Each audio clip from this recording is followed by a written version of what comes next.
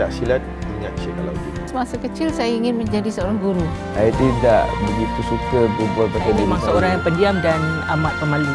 Main goli, main Kampung captik. itu adalah Peluang untuk anak-anak Mampu muda. memikat dengan bahasa yang mudah. Projek Bual adalah hasil usaha-sama Projek Memori Singapura SMP di Lembaga Perpustakaan Negara untuk menjayakan ulang tahun Singapura yang ke-50. SMP adalah sebuah gerakan nasional yang bertujuan untuk merakam, dokumen dan memberi akses awam kepada detik-detik kenangan berharga yang berkaitan dengan Singapura. Kenangan-kenangan ini adalah ingatan rakyat Singapura secara individu dan juga pertubuhan, persatuan, syarikat-syarikat dan kumpulan-kumpulan tanah air.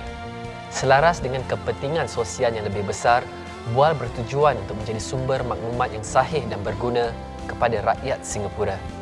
Kami ingin orang ramai mempunyai akses kepada cerita-cerita unik anggota masyarakat Melayu Islam tempatan.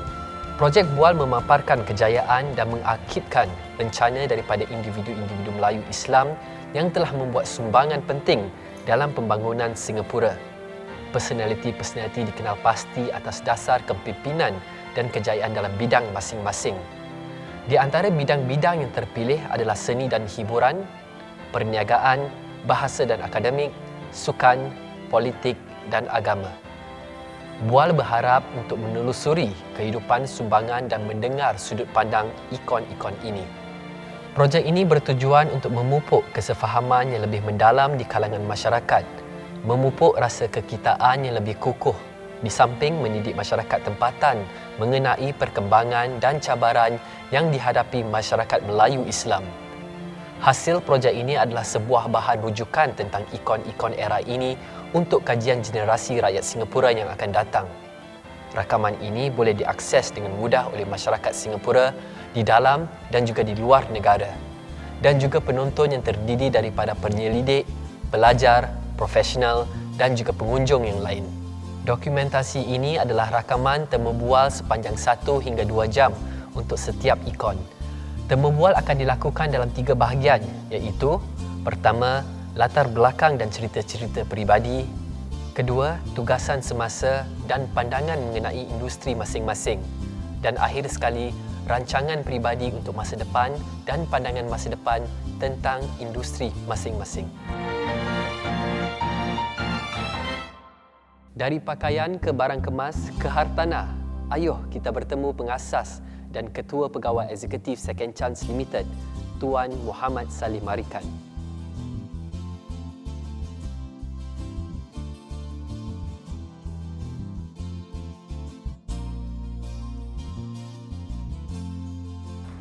Terima kasih Cik Salleh Marican kerana bersama kami pada hari ini. Pertama saya ingin katakan bahawa Salleh Marican adalah satu nama besar dalam dunia perniagaan di Singapura ini. Khususnya dunia perniagaan dalam dunia Melayu Singapura. Kalau kita cakap pasal jenama-jenama anda seperti Second Chance, Golden Chance dan juga First Lady, agak sinonim dengan anda sendiri.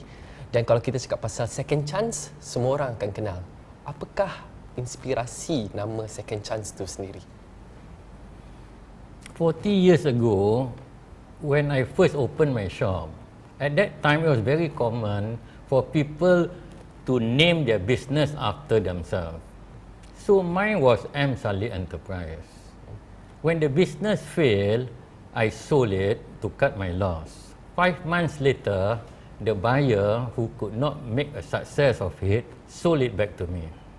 So I was thinking, it's the same shop, the same business, in fact the same material. Then I decided to call it Second Chance. I believe it's very appropriate or very apt in the sense that it was my second attempt. And also I wanted to show everyone that I had not failed yet. So that's the reason behind that particular name. Baiklah. Bapa anda adalah juga seorang ahli peniaga tekstil, ya. Anda bermula dengan perniagaan tekstil khususnya pakaian, dan mungkin ramai yang tidak tahu yang anda bermula seperti anda katakan tadi dengan perniagaan tekstil ataupun tailoring, iaitu dengan satu nama company Salleh Enterprise. Adakah bapa anda memainkan peranan yang penting dalam kehidupan ataupun bidang perniagaan anda? Bapa saya meninggal masa saya 15 tahun. Saya buka kedai pertama saya masa saya umur 25 tahun.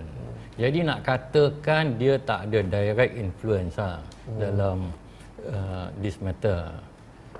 But in a way it can be said that indirectly he did influence me. For when I was young, he always brought me to the shop during the school days. And being surrounded by all the textile, and somehow you feel comfortable, you feel familiar, and it could have led me to go into a business connected with textile. I see. Jadi anda dibesarkan dengan keadaan yang cukup selesa in an environment that you actually familiar with, right?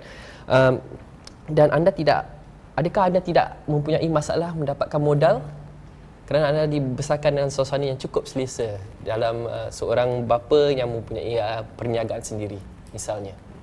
My father was a successfully moderate businessman. We did not lack anything. But after he passed away, the children were all small and the business was managed by one relative and the old employees. And the business started to decline and the profits also dwindled. When I started the business with $30,000, $15,000 was from money that I saved and accumulated over the years, and $15,000 was borrowed from my mom. Okay, bila kita cakap pasal ibu anda dan bapa anda, boleh tak Cik Salleh beritahu kami di mana Cik Salleh dibesarkan dan apakah kenangan manis bila membesar? I was born at 67 Juchat Road. It's very near Juchat Complex. It was and still is a commercial area for that district. So what I can remember about the place, there's so many businesses, retail, wholesale, and although the place was predominantly Chinese, there were pockets of Malay homes nearby. And I can remember very clearly there were few wells. One of my Malay friends, the family depend on the well for their water supply. And I also spent a lot of time, playing those childhood games, main goli, main capte, gasing, main layang, pergi tengok wayang, time tu John Wayne, wayang cowboy, and then pergi mandi laut. So it was I had many happy experience of those period. So bila tengok wayang kat mana tu Cik Salleh? Masa tu selalu pergi tengok dekat Roxy lah kalau wayang English time tu John Wayne, time cowboy punya itu, anda isap rokok. Umur 10 ke 11 tahun Saya? isap rokok. I punya kawan semua happen to be those older than me. 3, 4, 5, 6. So when I was 10, 11, diorang 14, 15, okey lah, lelaki strike. Bukan everyday lah, tiap wayang isap rokok. Macam cowboy lah. Anda pula bersekolah menengah di sekolah Victoria, ya. So sebuah sekolah yang agak berprestige pada pendapat saya. Jadi apakah kenangan manis tentang zaman persekolahan Cik Salleh sendiri? I studied at Victoria for 6 years, 1962 to 67. What I can remember most about my time there is the unique 19th century architecture of the building. And what I cannot forget also is the school motto and the school anthem, which I enjoy singing. The school motto is in Latin, Nil sine labore. There is nothing without labor, meaning you have to put in effort to achieve something. So the national anthem is something like this. Victoria in Singapore, there are other schools we know. Victoria is something more, the school that watched us grow. Victoria, thy sons are we, and we will not forget. For many came before and went, and carried Victoria's fame. Something like that lah. Tak boleh ingat exactly. Jadi saya rasa Cik Salleh 2 tahun saja di sekolah Victoria, 6 tahun. 6 tahun di sekolah Victoria telah meninggalkan kesan yang begitu amat mendalam dari segi pembangunan diri Cik Salleh sendiri. Sebab motonya saya rasa agak sinonim dengan apa yang anda lakukan sepanjang hayat anda. Kedua, saya ingin tanyakan guru-guru anda di sekolah-sekolah yang pernah anda pergi. Siapakah antara guru-guru yang anda rasa telah mempengaruhi hidup anda? I don't think there's any teacher that influenced me. In fact, I find them very boring. In those days, the teacher come in the class, open page so and so, and then get one of the student, read 1 page, 2 page, and then another student continue to reading. I had only finished the chapter and hayal lah the rest of the time. So I feel the way is being taught at those time based on memory is not good way of teaching. From what I understand now, things have changed lah. Things have changed. Jadi Cik Salleh, sebagai seorang murid, anda seorang murid yang bagaimana anda rasa? Yang bijak, yang nakal, yang rajin, bagaimana? Nak katakan memang saya nakal di sekolah. Pada satu hari, cikgu tu ada buat kelakar sikit. Semua orang ketawa. I pun ketawa lebih kuat. Dan semua student dah stop ketawa, I continue to ketawa. And then cikgu tu mengadang. I kena berdiri atas apa tu? Kerusi. Table sampai lesson tu habis. But how was your grade in school? Bagaimanakah Okay. dari segi for O level I got grade 2. And then for A level I did very well. Pre-U1 even I got the history prize. Except when I was in pre-U2 I lost interest in studies. Okay. Bagaimana pula zaman remaja anda? Adakah sejarah-sejarah yang boleh anda kongsi ataupun kenangan-kenangan manis yang boleh anda kongsi tentang zaman remaja anda? I always had money that I earned on my own, even in primary school.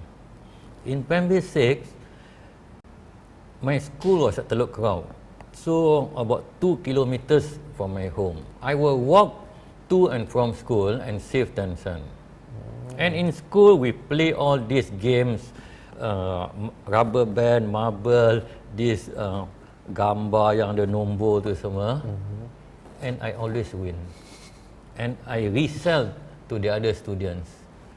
Macam getah 50, 5 sen ke apa like that. And when I was in secondary school, a teenager time, in those days, everybody go to the tailor to make their pants. So I got textile samples from my father's shop. I show all my classmates, my friends all, and told them, it's cheaper for you to buy material and go and pay for the workmanship. So I managed to sell to them every now and then.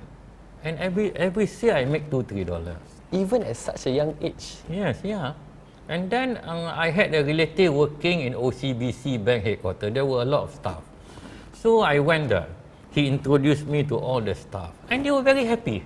They see this small Malay boy selling, want to do business, they supported, they buy from me.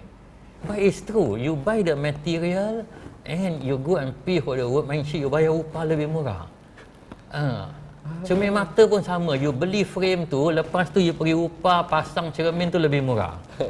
Tapi kebanyakan orang tak kuasa lah. Betul. Okay, berbalik kepada zaman persekolahan anda. Tadi anda terangkan yang di zaman periu anda, periu 2, kalau tidak salah saya, anda telah tidak begitu berkecimpung untuk belajar lagi. Apa yang berlaku? Susah nak explain lah. Bila dah secondary tu, I mean pre-U tu, maybe my father was not around, my mom cannot control us, so I pun macam lost interest in the studies. Tiap-tiap minggu I ponting kurang-kurang 1 hari, kadang 2 hari, kadang 3 hari. Tapi yang gairah, I ponting, I pergi National Library and baca buku kat sana 2 jam, 3 jam, dan 10:30 go pergi nonton wayang Capitol ke Cathy ke Rex ke Odeon. Ada hari I beli Straits Time, pergi duduk dekat Esplanade, isap rokok, baca paper tu, relax sajalah. Gitu. Dan sampai disiplin master pun tiap-tiap kali lecture I kasih tahu I punya ibu, dia tak boleh buat apa-apa. Discipline master getak I berapa kali nak dismiss me from the school. Pun I tak heran because I'm not interested anymore. And I don't know, maybe at that time I only think I nak jadi kaya. And I think ini pelajaran ni semua tak kena mengena, macam wasting time. Maybe it's more or less that. And then 1 week before the A-level exam, I sadar I'm going to fail.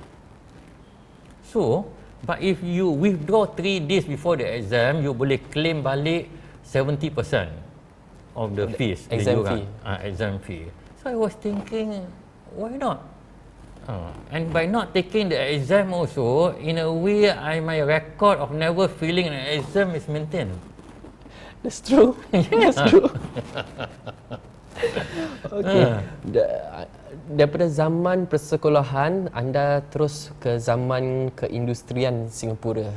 Bila kita cakap pada the industry years, zaman pada tahun 60-an hingga ke 80-an.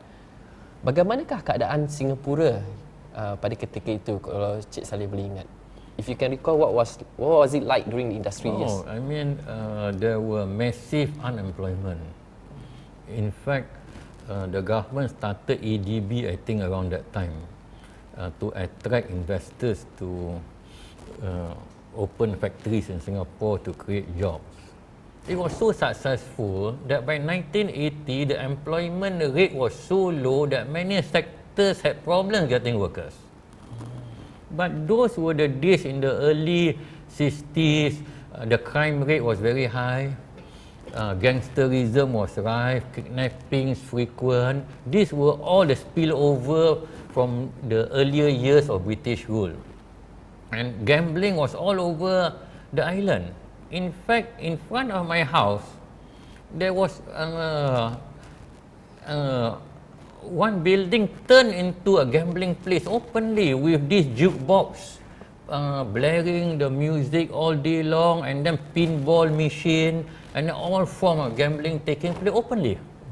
Obviously, they must have bribed the police of those days. And then even children are exposed to gambling. This mama shop, the predecessor of this 7-Eleven, they have games where if you lose, they give you 1 sweet. But all this slowly was, overcome by the new government. Then then they started this Jurong town, industrial for these factories all, and you can see the economy booming, growth, double-digit growth, and everybody benefit. Jobs were plentiful, and suddenly you see so many Mercedes and all expensive cars on the road. And I remember in the early 60s, they have pirate taxis. These are private cars that pick up passenger like a bus like that. And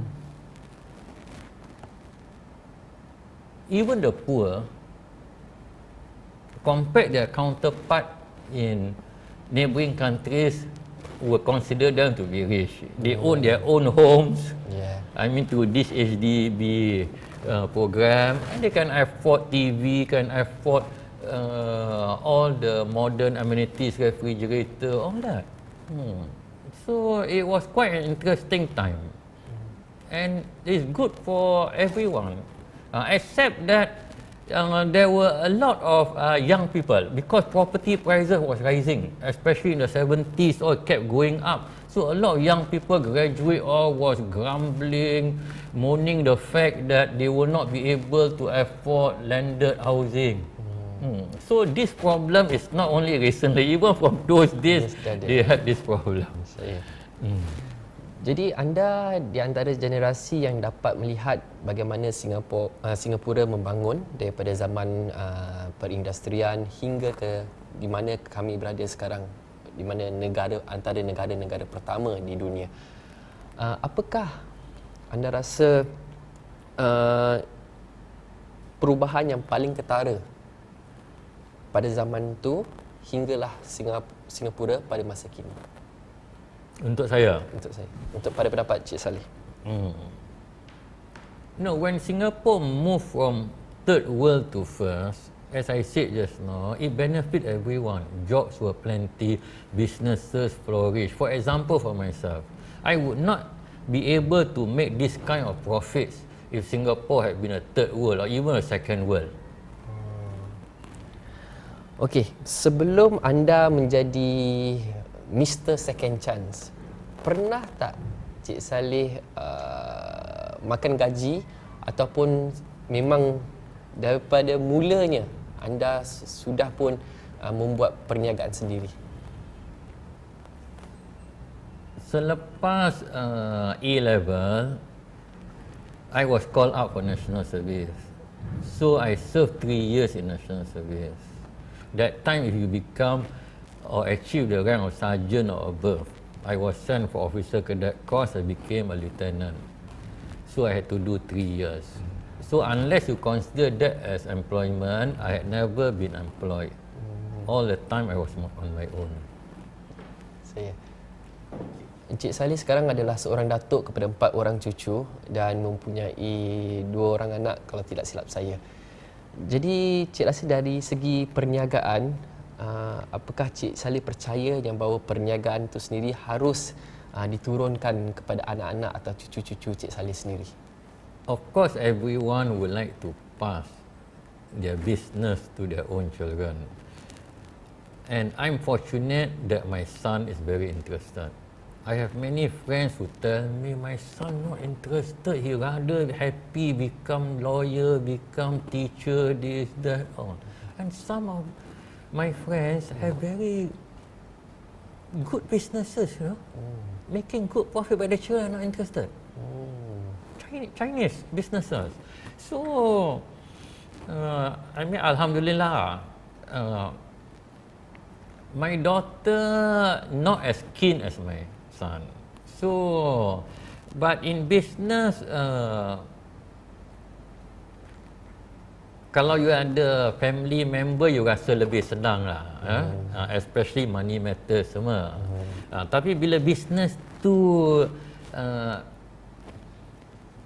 makin berjaya, the business get bigger, you are competing with people or other businesses that are more successful than you, and then you will need talent, which might not be available within the family. So I think the best solution is to have both family members and non-family members. But family members pun kadang-kadang ada masalah. They take advantage and they ingat tak boleh kena sack.